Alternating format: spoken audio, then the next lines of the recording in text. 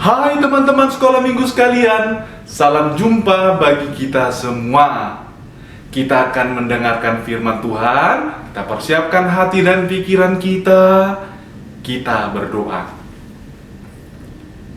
Terima kasih Tuhan, karena Tuhan begitu baik bagi kami, memelihara kehidupan kami. Sekarang ini Tuhan, kami mau mendengarkan firman-Mu. Berkati kami semua. Dalam nama Yesus kami berdoa. Amin. Teman-teman sekolah minggu sekalian, firman Tuhan bagi kita pada saat ini tertulis dalam Yesaya pasal 50 ayat 4 sampai ayat 6. Saya akan membacakan bagi kita. Demikian dikatakan, Tuhan Allah telah memberikan kepadaku lidah seorang murid, supaya dengan perkataan aku dapat memberi semangat baru kepada orang yang letih lesu. Setiap pagi ia mempertajam pendengaranku untuk mendengar seperti seorang murid. Tuhan Allah telah membuka telingaku, dan aku tidak memberontak, tidak berpaling ke belakang. Aku memberi punggungku kepada orang-orang yang memukul aku, dan pipiku kepada orang-orang yang mencabut janggutku. Aku tidak menyembunyikan mukaku ketika aku dinodai dan diludahi. Demikian firman Tuhan. Nah teman-teman sekolah minggu sekalian, siapa tadi yang memperhatikan ayat Alkitab firman Tuhan? Ada tadi anggota tubuh manusia disebutkan di situ. Ada berapa anggota tubuh manusia disebutkan dalam ayat Alkitab firman Tuhan tadi? Ayo, siapa yang tahu? Coba dulu diingat kembali, coba dulu diperhatikan Alkitabnya. Ada berapa anggota tubuh manusia yang disebutkan dalam ayat Alkitab firman Tuhan tadi? Ada telinga, ada lidah, ada punggung, ada janggut, ada pipi, dan ada muka. Jadi ada berapa? Ada lidah, telinga, punggung, janggut, pipi, dan muka. Jadi ada 6 tadi dikatakan ayat anggota tubuh yang disebutkan dalam ayat Alkitab firman Tuhan saat ini. Nah, mengenai lidah ada loh diutarakan di sini bahwa dikatakan lidah seorang murid. Tuhan Allah telah memberikan kepadaku lidah seorang murid. Nah, lidah seorang murid itu yang bagaimana? Dikatakan di sini lidah seorang murid. Murid apa ya?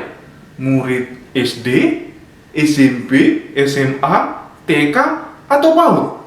Lidah yang bagaimana? Ayo, dari antara TK, SD, SMP, SMA, PAUD, yang mana yang kira-kira yang dimaksud dalam firman Tuhan sekarang ini? Siapa yang milih murid TK, SD, PAUD, SMP, SMA? Nah, kalau kita perhatikan tadi, Tuhan Allah telah memberikan kepadaku lidah seorang murid. Di sini hendak dikatakan bahwa murid yang dimaksud adalah murid Tuhan. Bagaimana gambaran dari lidah seorang murid Tuhan? Ia memberikan semangat yang baru kepada orang yang letih dan lesu, letih lesu. Jadi memberikan semangat yang baru bagi yang letih lesu, bukan malah membuat letih lesu orang yang bersemangat. Jadi jangan terbalik ya. Yang lidah seorang murid memberi semangat kepada orang yang letih lesu, bukan jadi udah semangat orang temannya, ternyata dia malah jadi membuat letih lesu. Salah, bukan gitu. Jadi mau gitu kan? Ada nggak di sini anak sekolah minggu yang udah dilihat misalnya orang tuanya semangat, ayo belajar, kita belajar matematika, mama bantu kamu untuk mengerjakan PR matematikamu. Ayo, nanti mama kerjakan lagi yang memasak dan kerjaan yang lain. Sekarang mari mengerjakan matematikamu, mama bantu kamu. Datang dia, males, bosan, capek, sulit. Kalau begitu, ya jelas lah orang tuanya, mamanya bakalan, padahal saya sudah sengaja untuk meninggalkan kerjaan dulu biar makin pintar anakku ini. Ternyata si anak jadi malas, membuat orang tuanya letih dan lesu dengan perkataan si anak tadi. Nah, ini dia, bukan demikian yang diharapkan. Ada nggak yang dari kita yang seperti itu? Maunya nggak usah ada ya. Kalau ada, bisa diperbaiki lagi ya. Tapi yang membuat lidah seorang murid yang dikatakan di sini, dari yang letih lesu menjadi bersemangat. Letih lesu menjadi bersemangat. Letih lesu bersemangat. Jadi misalkan kalau ada kawannya yang lagi murung, sedih, galau, datang dia. Kenapa kau sedih kawan? Kawannya ada yang nangis. Kenapa nangis? Ada yang bisa kubantu? Begitu lidah seorang murid, perkataan seorang murid Tuhan. Termasuk juga, misalkan ada temannya yang dapat nilai PTS, penilaian tengah semester. Dilihat kawannya lagi murung, sedih karena dapat nilai merah.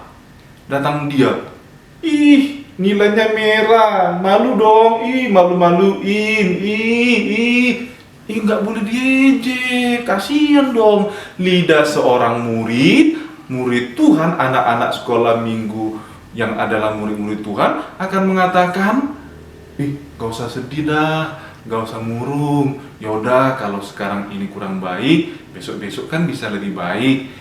Besok-besok kawan, kita kerja bareng ya, kita belajar bareng ya, biar nilaimu lebih baik, biar nilaiku juga baik. Begitu lidah seorang murid, begitu perkataan dari anak-anak sekolah minggu murid Tuhan. Nah, itu yang pertama.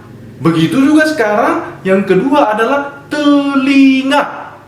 Dikatakan dalam firman Tuhan di sini bahwa Tuhan Allah mempertajam pendengaranku dan untuk mendengar seperti seorang murid. Mempertajam pendengaran seperti seorang murid. Telinga dibukakan untuk mendengar seperti seorang murid. Nah, di sini dikatakan mempertajam adalah supaya pendengaran ataupun telinga dari anak-anak sekolah minggu menjadi lebih peka, lebih sensitif, lebih mau mendengar dan memberi perhatian. Jadi bukan jadi menutup telinga dengan perkataan orang lain, dengan nasihat orang tuanya. Misalkan di rumah sudah diingatkan orang tuanya, kamu kemari, baiknya kamu begini, baiknya kamu begini, baiknya kamu begitu, belajar yang baik lagi ya. Datang dia, gak mau, ogah mendengarkan itu. Nah, bukan demikian. Ternyata Tuhan mengkehendaki dan mengerjakan, membuka telinga dari anak-anak sekolah minggu supaya lebih tajam pendengarannya, lebih respect ataupun lebih mau mendengar perkataan-perkataan dari orang tua, nasihat orang tua dan lain sebagainya. Demikian yang baik.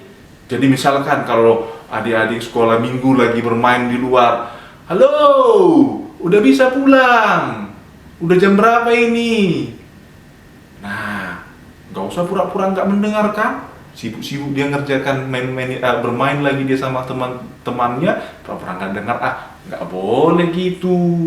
Ingat bahwa setiap pagi Tuhan mempertajam pendengaran kita, membuat kita supaya lebih peka, lebih jelas mendengar apa yang dikatakan oleh orang lain, supaya kita lebih tanggap mengerjakan. Manfaatnya misalkan, awas ada lubang, langsung kita bisa bergerak ketika kita tajam pendengaran, ketika kita mau membuka telinga kita terhadap nasihat dan peringatan dari orang lain. Jadi banyak manfaatnya ketika kita mendengar, termasuk juga saat di sekolah mempertajam pendengarannya dengan apa yang dikatakan guru. Di saat guru menerangkan, ya diperhatikan, didengarkan, bukan jadi memperhatikan yang lain.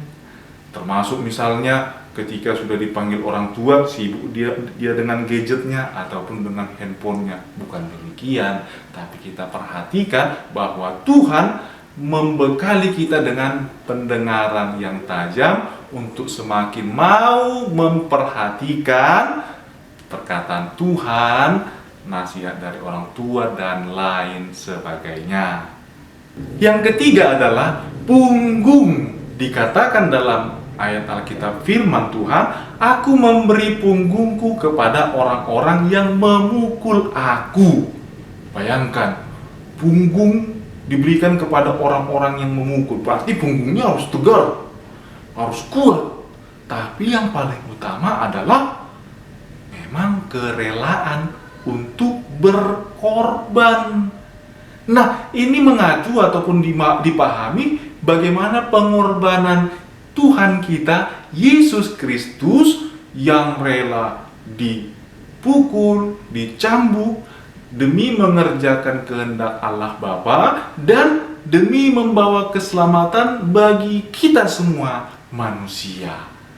Dari situ kita bisa belajar bagaimana pengorbanan Tuhan untuk kita semua, dan itu semua membuat kita menjadi percaya kepada Tuhan kita Yesus Kristus. Dari situ juga kita belajar untuk mau berkorban ataupun rela berkorban demi orang-orang yang kita kasihi. Misalkan dulu kan ada adiknya yang lagi kelaparan, yang lagi lapar, dia sudah makan roti ini. Rotinya ada di tangannya, adiknya kelaparan. Roti ini enak.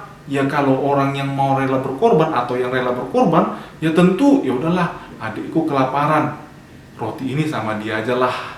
Aku kan udah makan. Ya udah, besok-besok aku bisa dikasih lagi kok roti ini. Itu contoh rela berkorban. Misalkan ada kerjaan di rumah. Menyapu rumah kan kerjaanmu, Dek. Tapi adiknya lagi demam. Nah, anak-anak sekolah minggu, adik-adik sekolah minggu yang rela berkorban, ya udah, abang aja atau kakak aja yang mengerjakan. Kamu lagi sakit, cepat sembuh, banyak minum. Itu yang paling utama, kesehatanmu yang utama. Ini bisa aku kerjakan. Ini punggung yang tegar dan menunjukkan bagaimana kerelaan untuk berkorban demi orang-orang yang disayangi.